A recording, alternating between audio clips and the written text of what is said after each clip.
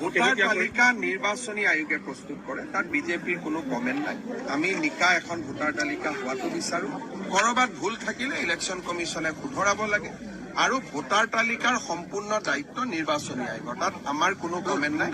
আমিও কমপ্লেইন দিম, 22 জানুৱাৰীলৈকে কমপ্লেইন দিয়াৰ সময় আছে। বহুত জেগাত আমাৰ নজৰতো আছে যে এইজন মানুহ ঢুকাইছে, নামটো ভোটাৰ লিষ্টত আছে। এইজন মানুহ কেৰালাত কাম কৰি আছে, অসমৰ ভোটাৰ লিষ্টত নাম আছে। এইজন মানুহ বিদেশী ন্যায়াধিকৰণে বিদেশী বুলি কৈছে, ভোটাৰ লিষ্টত নাম আছে। গতিকে এভিকশ্যন হোৱা জেগাত তেওঁৰ এতিয়া ঘৰ নাই, কিন্তু তেওঁৰ নামটো ভোটাৰ তালিকাত আছে। গতিকে বিজেপিয়েও ভোটাৰ তালিকাত বিসংগতি দৰ্শাই 22 জানুৱাৰীৰ আগতে আমিও অভিযোগ দিম, কিন্তু সেইটো নিৰ্বাচনী আয়োগৰ ওপৰত অনাস্থা নহয়, নিয়মেই যে আমাৰ খচৰাত ভুল থাকিবই আৰু ভুল সংশোধন কৰিবৰ কাৰণে claims and objection from 6, from 7, from 8। কংগ্ৰেছৰ এটা অভিযোগ যে 10,000 যি ভোট আছে কংগ্ৰেছক দিবলগীয়াখিনি কৰ্তন আৰু বিজেপিৰ দিব লগা তেওঁলোকে কমপ্লেইন দিয়ক। যিখিনি তেওঁলোকে ভাবিছে আমি কৰ্তন কৰিছো, তেওঁলোকে ফৰ্ম 6 দি দিয়ক যে সোমাব লাগে।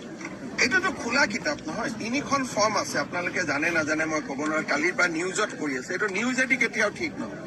Form 6, form 7, form 8। ইভেন টাইটেলৰো যদি ভুল আছে, হিমন্ত বিশ্বাস শৰ্মা হৈ আছে, আৰু কাৰেকশ্যনৰ কাৰণে ফৰ্ম 6 মই দিব পাৰো। গতিকে ফৰ্ম নিদি অকল যদি পৰ্টেল আৰু টিভিৰ জৰিয়তে যুদ্ধ জিকিব খোজে, এইটোতো জিকিব নোৱাৰিব। ফৰ্ম ফিল আপ কৰিব লাগিব।